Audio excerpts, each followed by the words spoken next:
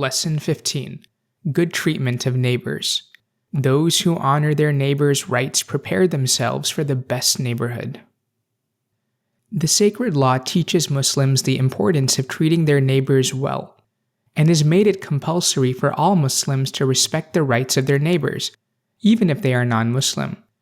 If the neighbor is a Muslim, he has extra rights, and if he is a relative, he is due the rights of Islam, the rights of being a neighbor, and the rights of kinship.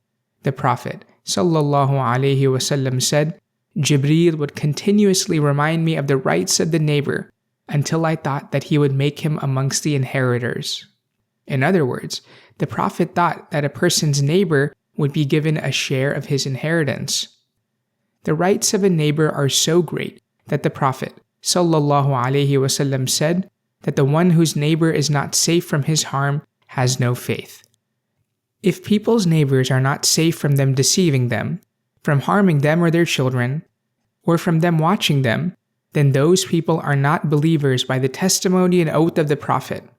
By Allah, he is not a believer, he said, and then repeated it. By Allah, he is not a believer, and then repeated it a third time. Who is not a believer? His companions asked. Wretched is such a person, the one whose neighbor is not safe from his harm. The Prophet ﷺ said on the topic of a person concerning himself with his neighbor's welfare, by Allah, the one who goes through the month of Sha'ban in the knowledge that his neighbor is hungry and does nothing to help him is not a believer. It is therefore compulsory for a Muslim to make sure his neighbor is in a good state. Imam Abdullah Ba'alawi was so exemplary in caring for the welfare of his neighbors that they became embarrassed by the amount of things he would give them. On some nights, they did not want him to know that they had no food for supper, so they lit the oven so that he would think that they had food to eat and be content. One day, he happened to meet one of his neighbor's children and asked him, "What did you have for supper last night?" "We had no supper last night, but I saw the oven alight in your house." "My family only does that because they are ashamed to ask from you." This greatly troubled him, so he went to reproach them. "You have no right to do this to me. How can you put me in this terrible situation? Any night you find yourselves with nothing, my house is yours. Take what you wish from it. As long as we are neighbors, I will never permit you to sleep at night without dinner." This was how he treated his neighbors, as a result of the strength of his faith. A Muslim must be concerned for the welfare of his neighbor.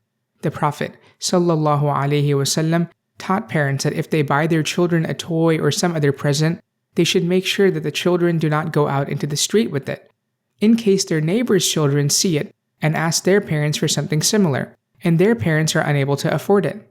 He also said, ﷺ, if you buy some fruit, then give him, i.e. your neighbor, some, or else bring it into the house without him seeing it, and do not let your children go out with a piece of it, so as to not make his children jealous. Do not let him smell the food from your cooking pots without giving him some. In other words, either feed your neighbor or do not expose him to the smell of food which he is unable to afford. This is the extent to which the Messenger of Allah ﷺ took care of his neighbor's rights. In these times, Muslims grossly neglect the right of their neighbors. Many of them don't even know who their neighbors are. This has become normal in some cities where Muslims from different countries may live together in one building, but they do not get to know one another or visit each other. The doors of their apartments may be opposite one another, and in spite of the short distance between them, a man's neighbor may die without him knowing, and thus he does not attend his funeral prayer. Not only has he neglected the man's right as a neighbor, but he has neglected his general right as a Muslim, that his brother Muslim attend his funeral prayer. This is all the result of the Muslims losing the real meaning of their faith, and the result of their inability to reconcile the modern way of life with Islam. All Muslims must concern themselves with their neighbors' welfare, help them as much as they are able, greet them, and wish them well on days of Eid and at the beginning of the month of Ramadan, and console them if they suffer misfortune. Those who honor their neighbors' rights prepare themselves for the best neighborhood. In the proximity of Allah, in the abode of honor, and in the proximity of His prophets and messengers and His righteous servants. O Allah, Give us the ability to honor the rights of our neighbors and make us among those who work together to gain your pleasure. May Allah bestow His blessings upon our Master Muhammad sallallahu alaihi wasallam and upon his family and companions, and all those that follow his guidance. All praise be to Allah, Lord of the worlds.